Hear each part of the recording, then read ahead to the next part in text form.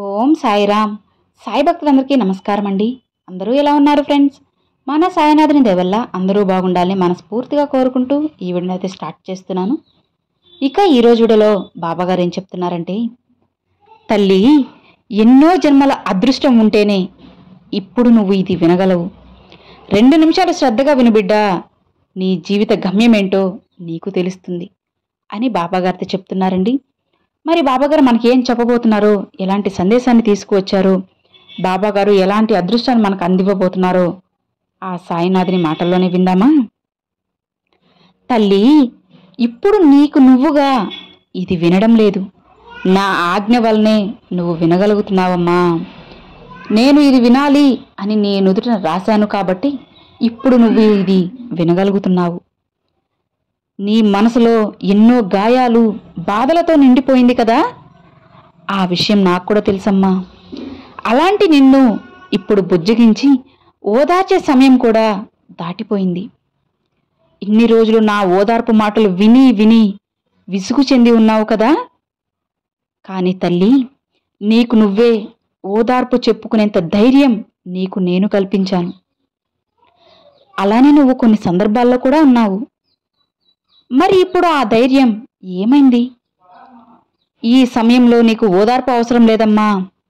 నిన్ను సముదాయించే మాటలు కూడా అవసరం లేదు. నీ కన్నీటిని తుడిచే మాటలు కూడా నీకు చెప్పనవసరం లేదు. ఇవన్నీ చేయకపోయినా నీ కన్నీటికి కారణం తెలుసుకొని వాటిని శాశ్వతంగా నేను దూరం చేస్తాను. నీ కోరిక ఒకటి తీర్చమని నా దగ్గర నువ్వు మొరపెట్టుకుంటున్నావు కదా. ఈరోజు నీ కన్నీటిని తుడిచి నీకు కొన్ని ఓదార్పు మాటలు ఇచ్చి వెళ్ళిపోతాను అని అనుకుంటున్నావా? అది నీ భ్రమ మాత్రమే. అలా ఎప్పుడూ అనుకోకు.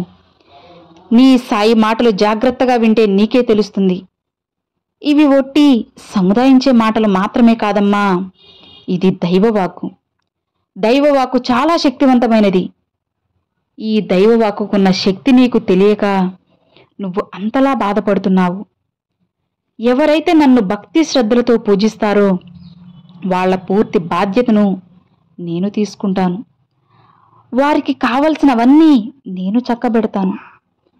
అలా కాకుండా నన్ను నువ్వు ఒక విగ్రహంలా, రాయిలా భావిస్తే నేను నీకు అలానే కల్పిస్తాను.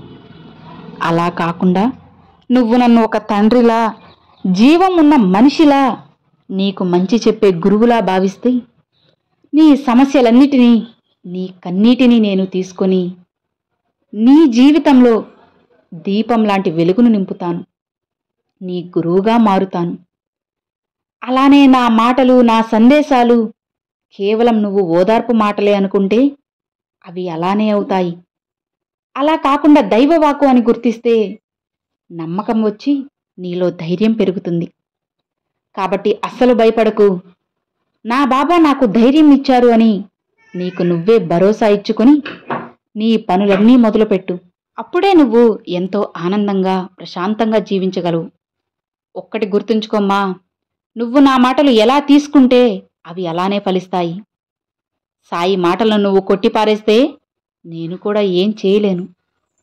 ఇప్పుడు నీకు కష్టాలొస్తే ఆ కష్టమంతా నిన్ను నీ జీవితంలో గొప్ప స్థాయికి తీసుకెళ్తాయని, నీకు మించిన బాధలు నిన్ను చుట్టుముడితే నీ జీవితంలో అంతులేని ఆనందం రాబోతుంది అని నువ్వు తెలుసుకోవాలి. నువ్వు నన్ను కలిసినప్పుడే నీ బాధల్లో సగం నేను తీసేసుకున్నాను. నువ్వు నన్ను మొక్కడం ఆరంభించినప్పుడే నీకైన మంచి రోజులు నీకు అందించేశాను, రాసి ఉంచేశాను.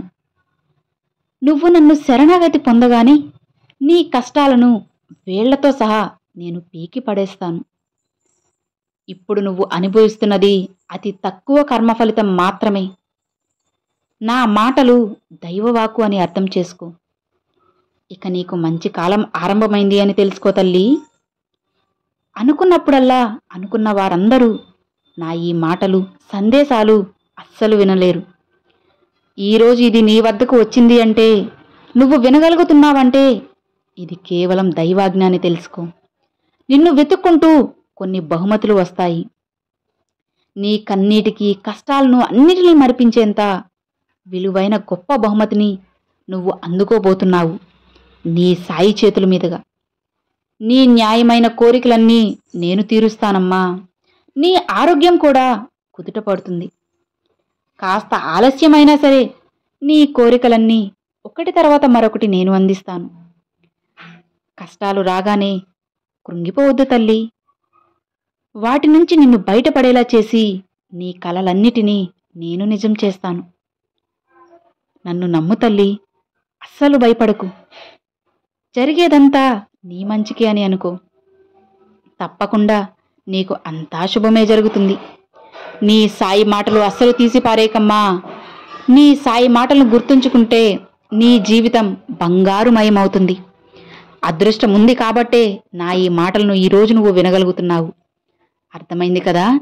త్వరలోనే నీకైన రోజులు, మంచి రోజులు రాబోతున్నాయని గుర్తుంచుకో తల్లి. ఇక ప్రశాంతంగా ఉండు. ఎన్ని కష్టాలు ఎదురైనా, ఎన్ని సమస్యలు వచ్చినా సరే నువ్వు అస్సలు తడబడకు, వెనకడుగు వేయకు, ధైర్యంగా ముందుకు వెళ్ళు. నీ చెయ్యి పట్టుకొని మరి నేను నిన్ను నడిపిస్తాను. హాయిగా ఉండు తల్లి అని బాబాగారితో చెప్తున్నారండి.